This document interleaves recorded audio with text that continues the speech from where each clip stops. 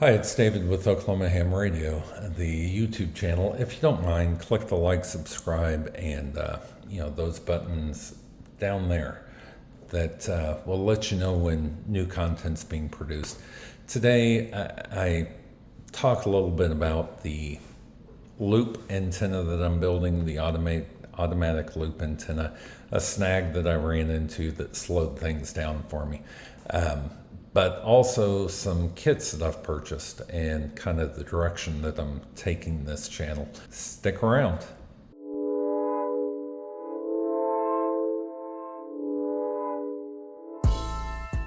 So I want to get into CW work, and kind of, one of the things I love about this hobby is building things. I've ordered some stuff. I ordered a Morse-Reno and some other things that I'll get into. And I want to experiment with QRP, or very low power transmissions. I want to get into parks on the air, and I want a light portable setup that I can take to activate parks and things like that. So I'm going to talk about some of those kits that I looked at, some of the ones I bought in this video. But before I do, I'll give you an update on the loop that I was building for the attic, and still am building for the attic. I put that together and I tested it, without the automatic controller on there, just to make sure things were working, and it works really well, especially on 20 through 40 meters. But I brought it up to the attic and hooked up the motor and the control, to the motor to control that motor, and started getting everything set up. When I put it in the attic, I guess I either forgot to or accidentally disconnected one of the end stops.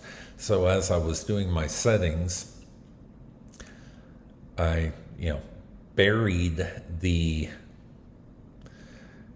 motor was turning, and I buried that variable capacitor all the way back. Well, that damaged the variable capacitor.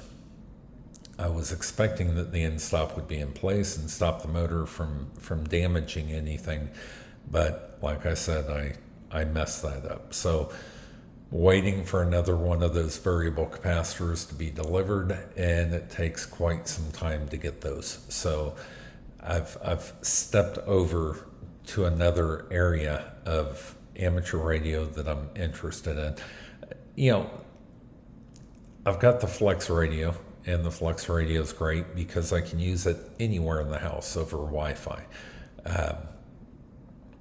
I hung a fan dipole in the attic, and that works okay. It's not great, but I can make contacts with it, especially on FT8. But it really got me thinking about how much I want to be around the house doing ham radio, and my love of building things. I've always loved building things. I've built guitars, I've built robots, I've built radios. There's a video I have of building a phaser radio that does FT8. And I wanted to learn Morse code. So what I did was purchased a Morse-Reno 32, very easy kit to build. This is it. I've 3D printed the case that goes around it. You can see it get it from Thingiverse. And, it works, does a good job. And I'm not going to do a review of it other than to say that I had no issue putting it together. It's a very simple kit to build. I also, decided to build one of these juice boxes from the Smokin' Ape that he had designed, and had one of his buddies design the 3D printed case for it. So I did that, and it's got power pole connectors going in for 12 volt, power pole connectors coming out for, really it's whatever you pass in. It passes out these power pole connectors, but also has this built-in USB based converter. So it drops that 12 volts down to 5 volts. It's a buck converter, so it's not noisy. It's not digitally switching or anything like that. So I built that. It's easy build. I'll use it, right? So it's good. I also 3D printed the parts, although I don't have the screws and stuff yet for a paddle that, make it and see if I can get it to work well. I 3D printed the little spring. We'll see if that works or not. So I've got a Morse code key paddle set up, iambic paddle set up, or printed to build. Just got to get the right screws. I want to use copper screws for the connecting points. Use stainless steel screws for the rest of it, most likely. So I also got a couple of other kits, and I'm going to go through some of those and show you the difference between the kits. It is quite drastic in what you get when you spend, $40, $50, $60 versus $250 or so dollars in a kit. So I want to show you those, and I'm going to be putting those together starting this weekend. I'm off next weekend. I don't get to do field day this weekend because I'm working.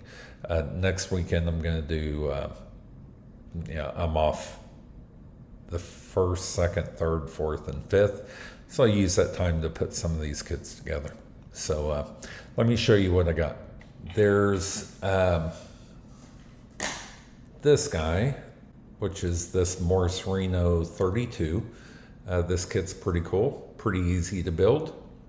Couple things to be cautious on. I did 3D print the entire bottom enclosure, and I 3D printed a piece right here that prevents these keys from coming out unintentionally, which I understand is, from some other YouTube videos, is some of the issues that some people had with it. But I put that together, real easy kit. Instructions are online on how to build it. It without going into a whole lot of detail, basically it's a CW trainer. It uses paddles right here that come with it, and it works pretty well.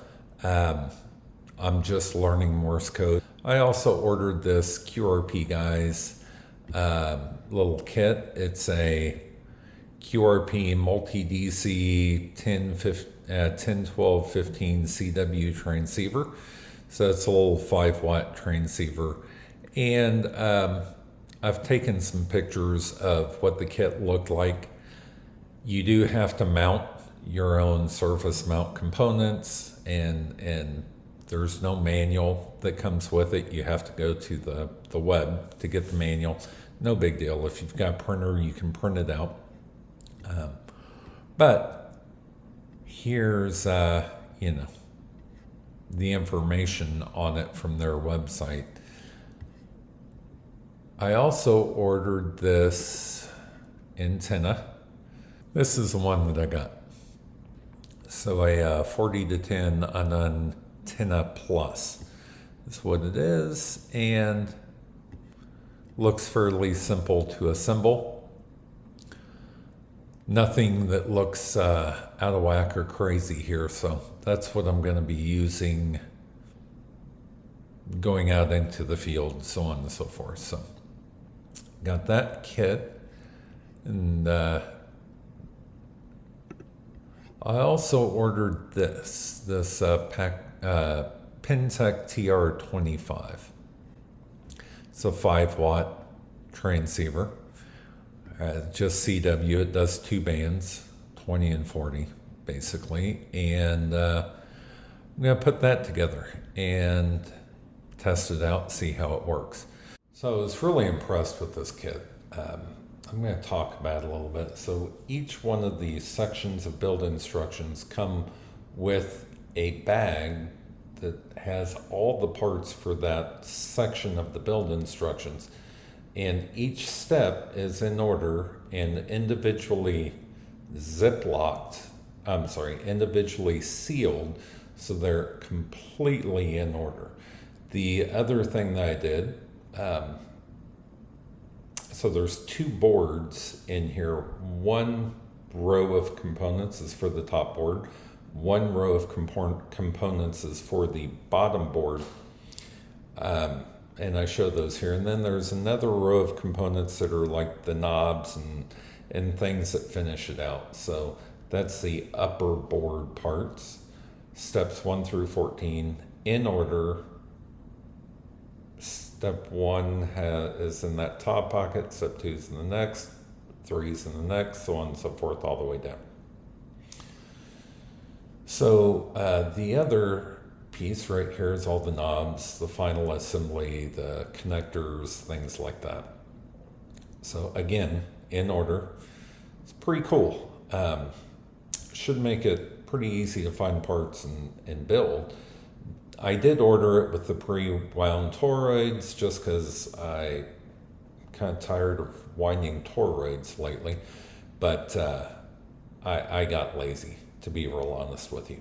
So this is the site. Oh, so as you know, I moved to a new location. If you follow this channel, you know this. I moved to a new location. There is an HOA at this location. And my thought or my project is to learn CW and go out into the field to operate QRP CW. I like some of the stuff that some of the guys on YouTube have done. I need to get out of the house more and go get more exercise. But I also love building. I love building.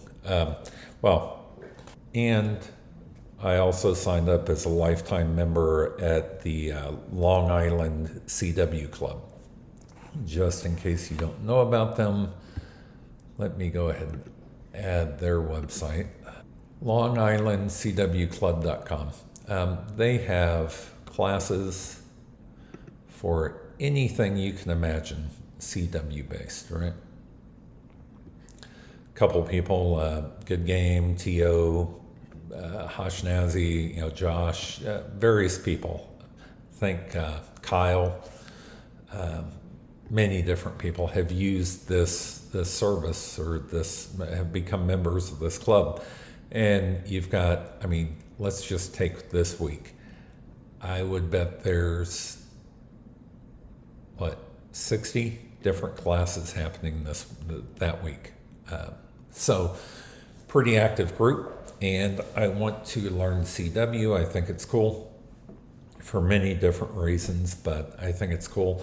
Also, I want to get into QRP, right? Get into low power operations, get out into the field somewhere and use it, and learn CW by using CW and using the service in the Morse Reno and some other things, right? So anyway, that's what I've been doing here recently. Work's been crazy busy, so I have not had a chance to put a video out in the last month. To be quite honest, I'm not doing field day this year because I'm going to be working. There's just work has gotten insanely busy lately. And I know a lot of you guys can relate. But that's what I've been doing. I will try to post another video coming up on some comments to one of my most popular videos, which is a loop on the ground antenna. And, some things that some other people are trying, some comments that people have made, things like that. But anyway, for right now, 73. I will see you guys later. Don't forget to hit that like, subscribe, and bell button, because I'm going to start working on some of these kits this weekend after I get done working. So thank you. Talk to y'all later.